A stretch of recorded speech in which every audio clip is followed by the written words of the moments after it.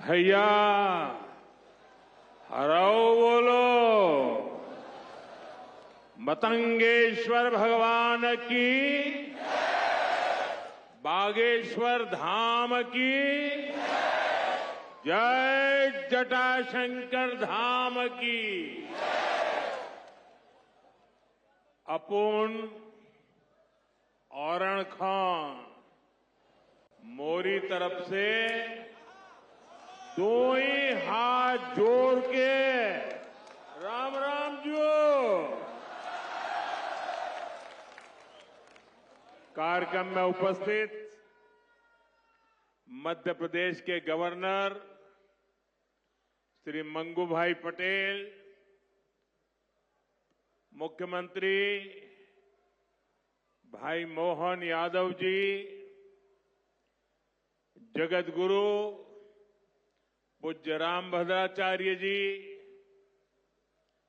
बागेश्वर धाम के पीठाधीश्वर श्री धैरेंद्र शास्त्री जी, दीदी मां साध्वी ऋतंबरा जी, स्वामी चिदानंद सरस्वती जी, महंत श्री बालक योगेश्वर दास जी, इसी क्षेत्र के सांसद विष्णुदेव शर्मा जी, अन्य महानुभाव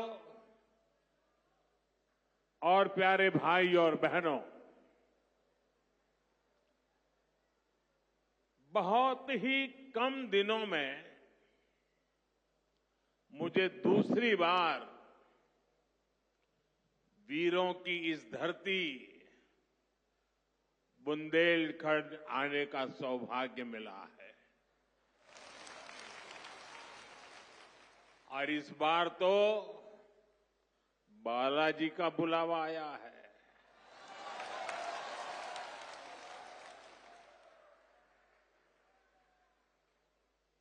ये हनुमान जी की कृपा है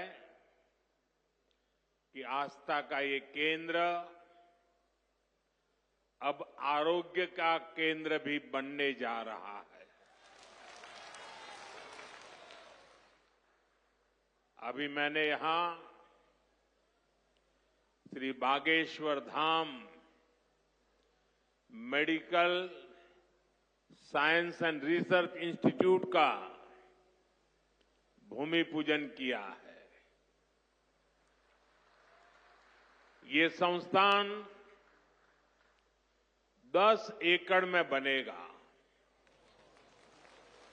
पहले चरण में ही इसमें 100 बेड्स की सुविधा तैयार होगी। मैं इस पुनीत कार्य के लिए श्री धैरेंद्र शास्त्री जी का अभिनंदन करता हूं और बुंदेलखंड के लोगों को बहुत बहुत बधाई देता हूं। साथियों, आजकल हम देखते हैं कि नेताओं का एक वर्ग ऐसा है जो धर्म का मखौल उड़ाता है, उपहास उड़ाता है, लोगों को तोड़ने में जुटा है। और बहुत बार विदेशी ताकतें भी इन लोगों का साथ देकर देश और धर्म को कमजोर करने की कोशिश करती दिखती है। हिंदू आस्था से नफरत करने वाले ये लोग सदियों से किसी न किसी भेष में रहते रहे हैं। गुलामी की मानसिकता से घिरे हुए लोग हमारे मत, मान्यताओं और मंदिरों पर, हमारे संत, संस्कृति और सिद्धांतों पर हमला करते रहते हैं। ये लोग हमारे पर्व, परंपराओं और प्रथाओं को गाली देते हैं। जो धर्म, जो संस्कृति स्वभाव से ही प्रगतिशील है, उस पर ये कीचड़ उछालने की हिम्मत दिखाते हैं। हमारे समाज को बांटना, उसकी एकता को तोड़ना ही इनका एजेंडा है। इस माहौल में मेरे छोटे भाई धीरेन्द्र शास्त्री जी काफी समय से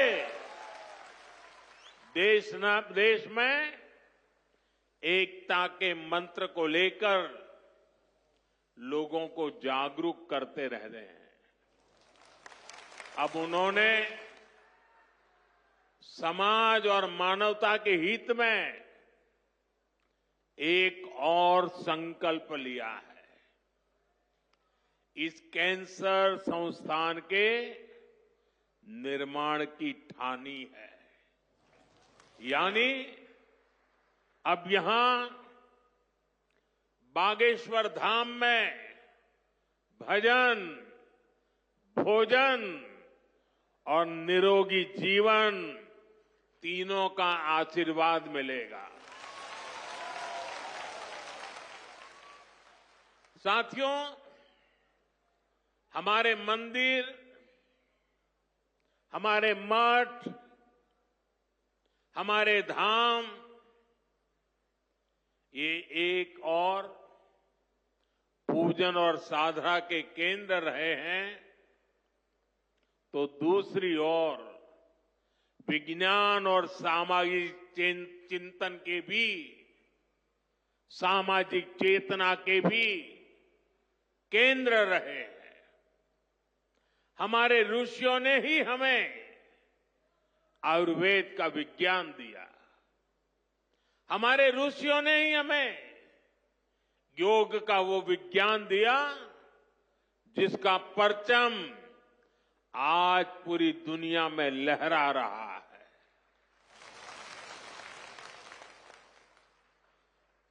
हमारी तो मान्यता ही है, परहित सरिस धर्म नहीं भाई, अर्थात दूसरों की सेवा, दूसरों की पीड़ा का निवारण ही धर्म है।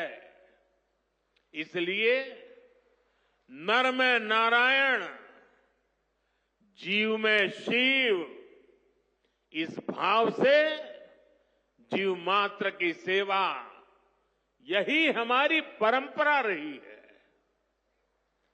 आजकल हम देख रहे हैं महाकुंभ की हर तरफ चर्चा हो रही है।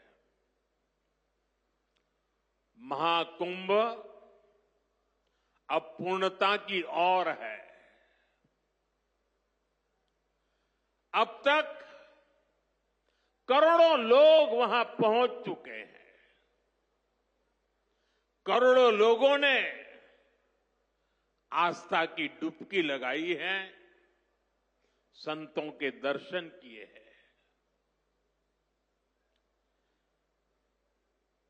अगर इस महाकुंभ की तरफ नजर करें तो सहज भाव उड़ जाता है, ये एकता का महाकुंभ है। आने वाली सदियों तक 144 वर्ष के बाद हुआ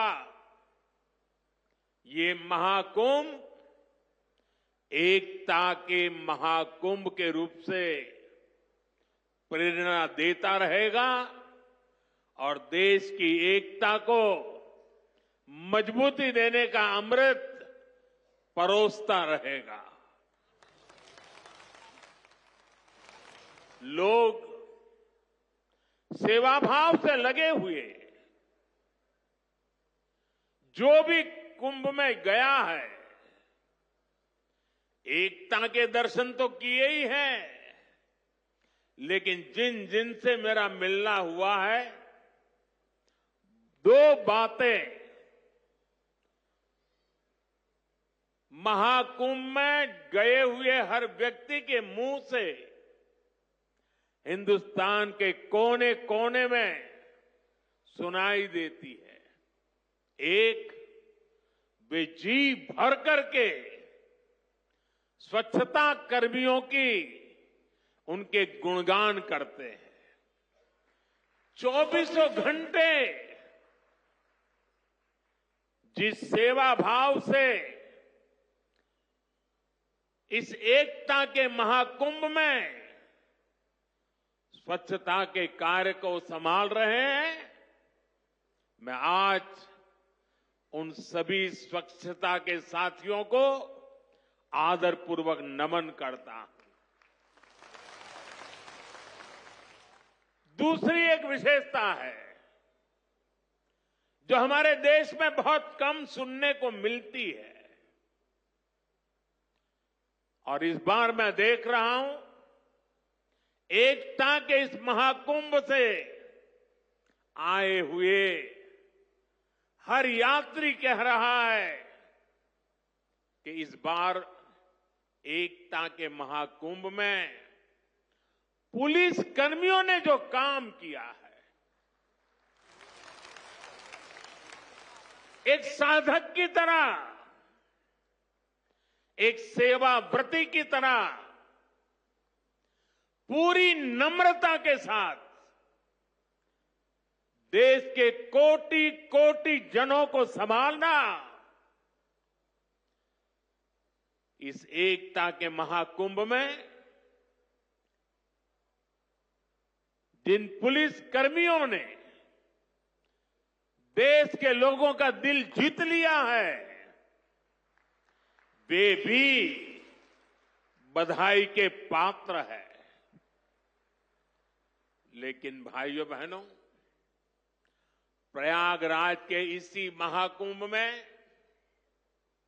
इसी सेवा भावना के साथ अनेक विध समाज सेवा के प्रकल्प चल रहे हैं, जिसकी तरफ मीडिया का तो ध्यान जाना बड़ा मुश्किल है, लेकिन ज्यादा चर्चा भी नहीं हुई है।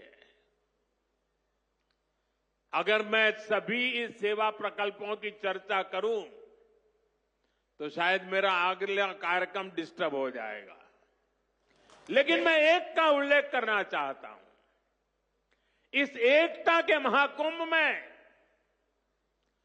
नेत्र महाकुंभ चल रहा है। इस नेत्र महाकुंभ में देश के कोने कोने से आए हुए यात्री, गरीब परिवारों से आए हुए लोग, उनकी आंखों की जांच होती है, मुफ्त में होती है। नेत्र चिकित्सक, देश के गणमान्य डॉक्टर 2 महीने से वहां बैठे हुए हैं, और इस नेत्र महाकुंभ में अब तक 2 लाख से ज्यादा मेरे भाई बहनों की आंखों की जांच हो चुकी है। करीब 1.5 लाख लोगों को निःशुल्क दवाई और चश्मे दिए गए हैं, और कुछ लोग ऐसे पाए गए जिनके मोती बिंदु के ऑपरेशन की जरूरत थी। तो इस नेत्र महाकुंभ से चित्रकूट और अगल बगल के स्थानों पर जहां पर अच्छी नेत्र चिकित्सा की अस्पतालें थी, करीब 16,000 मोतियाबिंद के ऑपरेशन के लिए उन अस्पतालों में भेज करके एक भी पैसा का खर्च बिना उन सबके मोतियाबिंद के ऑपरेशन किए गए हैं। ऐसे कितने ही अनुष्ठान इस एकता के महाकुंभ में चल रहे हैं। भाइयों बहनों, ये सब कौन कर रहा है? हमारे साधु संतों के मार्गदर्शन में हजारों डॉक्टर्स, हजारों स्वयंसेवक स्वतः स्फूर्त भाव से, समर्पित भाव से, सेवा भाव से इसमें लगे हुए हैं।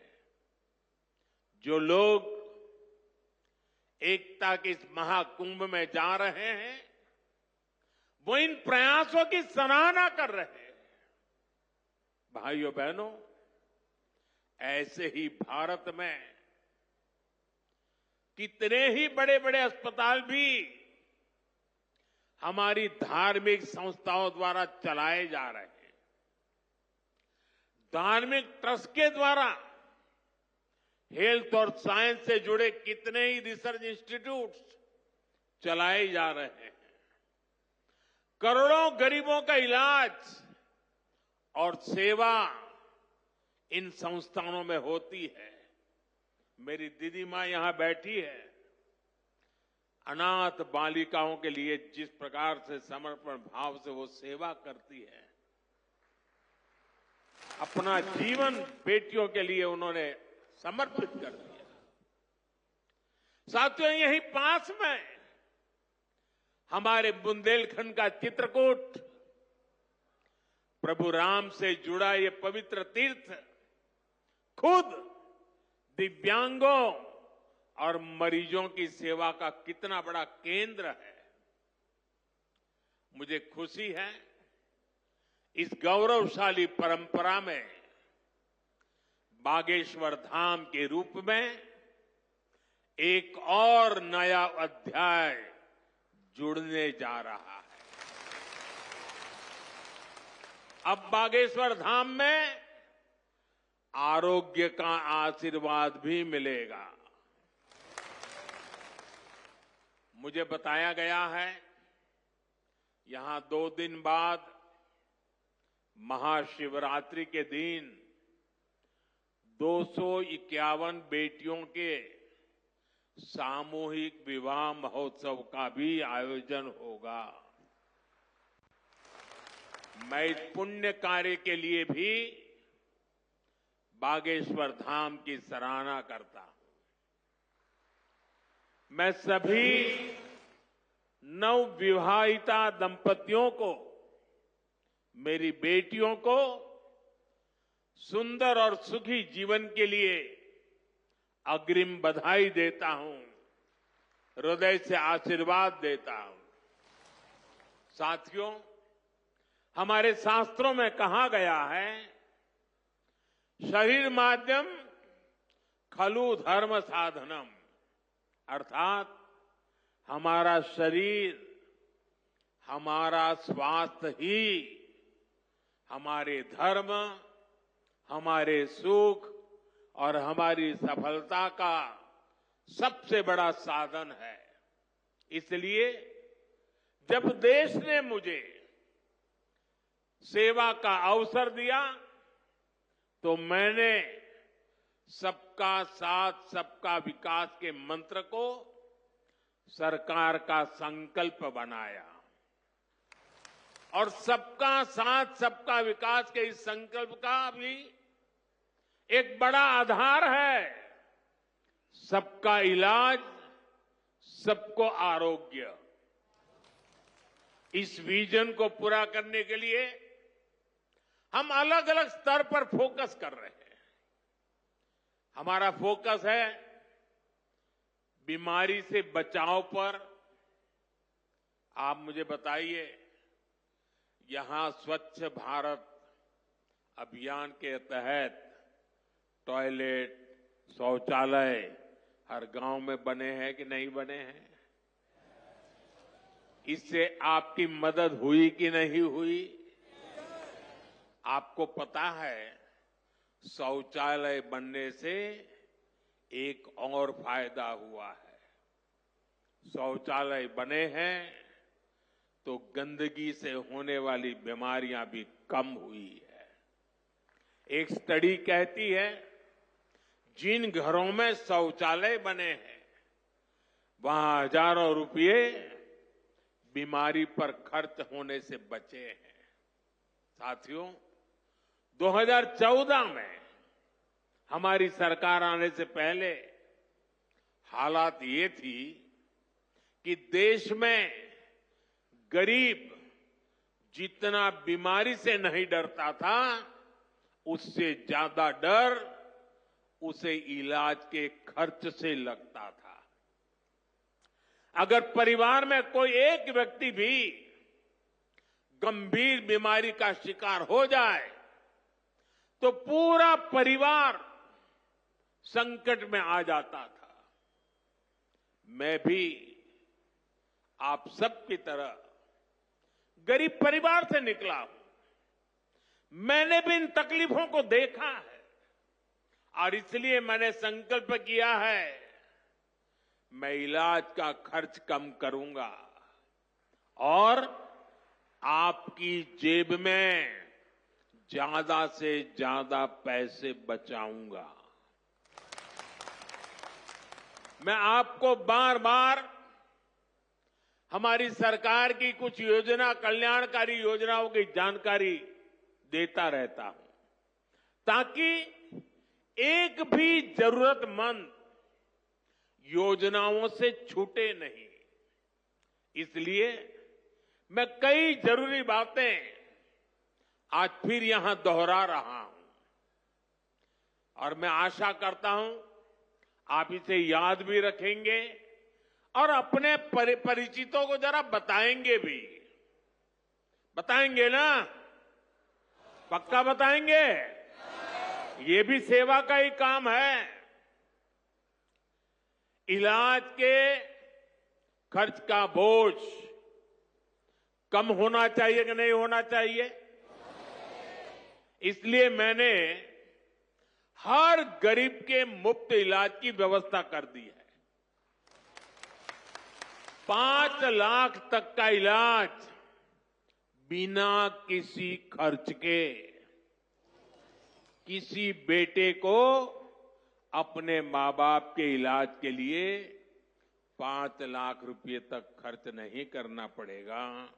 ये दिल्ली में आपका जो बेटा बैठा है ना, वो काम वो करेगा। लेकिन इसके लिए आपको आयुष्मान कार्ड बनवाना है। मुझे आशा है कि यहां बहुत सारे लोग होंगे जिनका आयुष्मान कार्ड जरूर बना होगा। जिनका नहीं बना है वो भी जल्दी से बनवा ले। और मैं मुख्यमंत्री जी को भी कहूंगा कि इस काम को, इस क्षेत्र में अगर कोई छूट गए हो तो तेजी से इसको आगे बढ़ाया जाए। साथियों, एक और बात आज आपको याद रखनी है। अब गरीब, अमीर, मध्यम वर्ग, कोई भी परिवार हो, परिवार में 70 साल से अधिक उम्र के सभी बुजुर्गों के लिए भी मुफ्त इलाज के लिए आयुष्मान कार्ड बन रहे हैं। ये कार्ड भी ऑनलाइन ही बन जाएंगे। इसके लिए कहीं किसी को कोई पैसा देना नहीं है और अगर कोई पैसे मांगता है तो सीधे मुझे चिट्ठी लिखना, बाकी काम मैं कर लूंगा।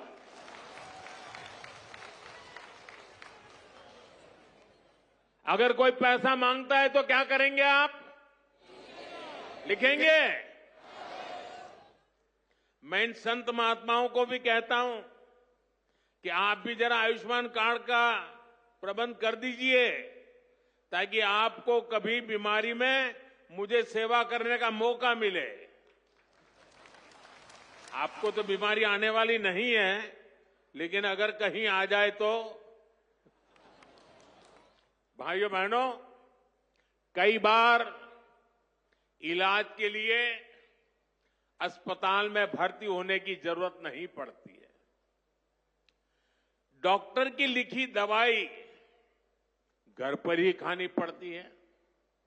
ऐसे में मेडिकल स्टोर से सस्ती दवाई मिले, मैंने इसका भी इंतजाम किया है।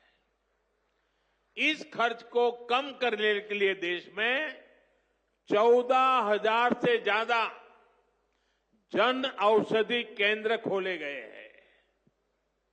और ये जन औषधि केंद्र ऐसे हैं कि जो दवाई बाजार में 100 रुपये में मिलती है, जन औषधि केंद्र में वही दवाई सिर्फ 15, 20, 25 रुपये में मिल जाती है। अब आपका पैसा बचेगा कि नहीं बचेगा? तो आपको जन औषधि केंद्र से दवाई लेनी चाहिए कि नहीं लेनी चाहिए? दूसरी एक बात मैं करना चाहता हूं। आजकल बहुत बार खबरें आती हैं, गांव-गांव किडनी की भी बीमारी काफी फैल रही है। अब किडनी की बीमारी जब बढ़ जाती है तो लगातार डायलिसिस करानी पड़ती है, नियमित रूप से करानी पड़ती है, दूर दूर जाना पड़ता है, खर्चा बहुत लगता है। आपकी ये मुसीबत कम हो, इसलिए हमने देश के 700 से ज्यादा जिलों में 1,500 से ज्यादा डायलिसिस सेंटर खोले हैं। यहां मुफ्त डायलिसिस की सुविधा भी उपलब्ध है। सरकार की इन सब योजनाओं की जानकारी आपको भी होनी चाहिए और आपको अपने परिचितों में भी सबको बताना चाहिए। तो मेरा इतना काम करोगे? जरा सब हाथ ऊपर करके बताइए, करोगे? आपको पुण्य मिलेगा। ये सेवा का काम है। साथियों, बागेश्वर धाम में कैंसर मरीजों के लिए इतना बड़ा अस्पताल खुलने जा रहा है, क्योंकि कैंसर अब हर जगह बड़ी परेशानी बन रहा है। इसलिए आज सरकार, समाज, संत सब कैंसर के खिलाफ लड़ाई में मिलकर प्रयास कर रहे हैं। भाइयों बहनों, मुझे पता है गांव में अगर किसी को कैंसर हो जाए तो उससे लड़ना कितना मुश्किल होता है। पहले तो बहुत दिनों तक पता ही नहीं चलता कि कैंसर हुआ है। बुखार और दर्द की घरेलू दवाएं ही आमतौर पर लोग लेते रहते हैं, और कुछ लोग तो पूजा जाप में चले जाते हैं, किसी तांत्रिकों के हाथ में फंस जाते हैं। जब तकलीफ बहुत बढ़ जाती है या गांठ दिखने लगती है, तब जाकर बाहर दिखाते हैं, तब पता चलता है कि कैंसर हुआ है। और कैंसर का नाम सुनते ही पूरे घर में मातम छा जाता है, सब कोई घबरा जाता है, सारे सपने चूर चूर हो जाते हैं, और ये भी समझ नहीं आता कि कहां जाना है, कहां इलाज कराना है। ज्यादातर लोगों को दिल्ली, मुंबई का ही पता होता है। इसलिए हमारी सरकार इन सब तकलीफों के समाधान में लगी है। इस साल जो बजट आया है उसमें भी कैंसर से लड़ने के लिए कई सारी घोषणाएं की गई है, और मोदी ने तय किया है कि कैंसर की दवाओं को और सस्ता किया जाएगा। अगले 3 साल में देश के हर जिले में कैंसर डे केयर सेंटर खोले जाएंगे। डे केयर सेंटर में जांच भी होगी और आराम करने की सुविधा भी होगी। आपके पड़ोस में ही जो जिला अस्पताल है, चिकित्सा केंद्र हैं, वहां कैंसर क्लिनिक भी खोले जा रहे हैं। लेकिन भाइयों बहनों, आपको मेरी एक बात अच्छी लगे या बुरी लगे, लेकिन इसको कुछ करना ही पड़ेगा। याद रखना और जीवन में लागू करना। कैंसर से सुरक्षा के लिए आपको भी सावधान और जागरूक होना पड़ेगा। सबसे पहली सावधानी ये है कि समय से कैंसर की पड़ताल, क्योंकि एक बार कैंसर फैल गया तो उसे हराना उतना ही मुश्किल हो जाता है। इसलिए हम 30 साल से ज्यादा उम्र के सभी लोगों की जांच के लिए एक अभियान चला रहे हैं। आप सबको इस अभियान का फायदा उठाना चाहिए, हिस्सा बनना चाहिए। लापरवाही नहीं करनी है। थोड़ी सी भी जो शंका हो तो कैंसर की तुरंत जांच करवानी है। एक और बात, कैंसर को लेकर सही जानकारी भी बहुत जरूरी है। ये कैंसर किसी को छूने से नहीं होता है। ये छुआछूत की बीमारी नहीं है। ये छूने से नहीं फैलती है। कैंसर का खतरा बीड़ी, सिगरेट, गुटखा, तंबाकू और मसाले से बढ़ता है। ये माताएं बहनें ज्यादा खुश हो रही है मेरी बात सुन के। इसलिए कैंसर फैलाने वाले इस सब नशे से आपको तो दूर रहना ही है, औरों को भी उससे दूर रखना है। अपने शरीर और स्वास्थ्य का ख्याल रखना है। और मैं आशा करता हूं, अगर हम सावधानी रखेंगे तो बालेश्वर धाम के कैंसर अस्पताल पर बोझ नहीं बनेंगे। यहां आने की जरूरत नहीं पड़ेगी। तो सावधानियां रखोगे ना? लापरवाही तो नहीं करोगे ना? साथियों, मोदी आपका सेवक बनकर आपकी सेवा में जुटा है। मैं पिछली बार जब छतरपुर आया था तो यहां मैंने हजारों करोड़ रुपए की योजनाओं का लोकार्पण और शिलान्यास किया था, और अभी मुख्यमंत्री जी ने इसका वर्णन भी किया। आपको ध्यान होगा, इनमें 45,000 करोड़ रुपए की केन बेतवा लिंक परियोजना भी थी। ये परियोजना कितने दशकों से लटकी हुई थी। कितनी सरकारें आई चली गई। हर पार्टी के नेता भी बुंदेलखंड आते थे, लेकिन यहां पानी की किल्लत बढ़ती ही चली गई। आप मुझे बताइए, पिछली किसी सरकार ने अपना वादा पूरा किया क्या? ये काम भी तब शुरू हुआ जब आपने मोदी को आशीर्वाद दिया। पीने का पानी और उसका संकट दूर करने के लिए भी तेजी से काम हो रहा है। जल जीवन मिशन यानी हर घर जल परियोजना के तहत बुंदेलखंड के गांव-गांव में पाइप से पानी पहुंचाया जा रहा है। गांव में पानी पहुंचे, हमारे किसान भाई बहनों की तकलीफ दूर हो, उनकी आय बढ़े। हम इसके लिए दिन रात मेहनत कर रहे हैं।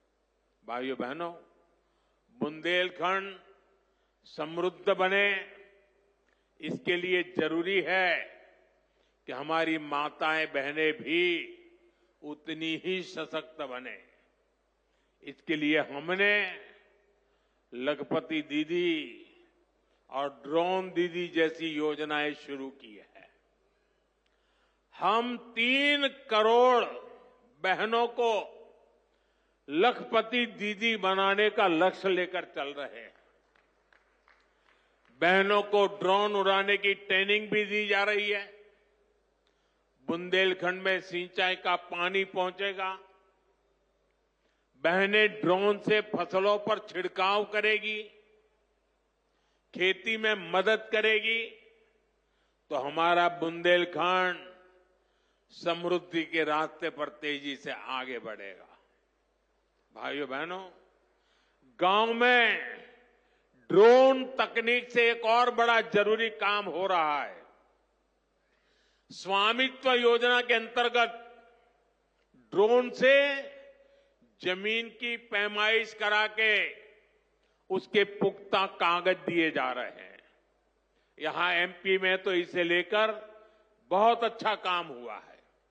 अब इन कागजों पर लोग बैंक से आसानी से लोन भी ले रहे हैं। ये लोन रोजगार धंधे में काम आ रहा है, लोगों की आय बढ़ रही है। साथियों, बुंदेलखंड की इस महान धरती को विकास की नई ऊंचाई पर पहुंचाने के लिए डबल इंजन की सरकार दिन रात मेहनत कर रही है। मैं बागेश्वर धाम में कामना करता हूं बुंदेलखंड समृद्धि और विकास की राह पर इसी तरह आगे बढ़ता रहे। और आज मैं हनुमान दादा के चरणों में आया तो मुझे लगा कि ये धीरेन्द्र शास्त्री अकेले ही पर्ची निकालेंगे कि मैं निकाल पाऊंगा। तो मैंने देखा कि आज हनुमान दादा की मुझ पे कृपा होती है कि नहीं होती है। तो हनुमान दादा जी ने मुझे आशीर्वाद दिया और मैंने आज पहली पर्ची निकाली, उनकी माताजी की पर्ची निकाली, और जिसकी बात शास्त्री जी ने बता दी आपको। खैर साथियों, ये बहुत बड़ा अवसर है, बहुत बड़ा काम है। संकल्प बड़ा हो, संतों के आशीर्वाद हो, प्रभु की कृपा हो, तो समय सीमा में सब पूर्ण होता है। और आपने कहा है कि इसके उद्घाटन के लिए मैं आऊं, दूसरा कहा है कि उनकी बारात में मैं आऊं। मैं आज सार्वजनिक रूप से वादा करता हूं, दोनों काम कर दूंगा।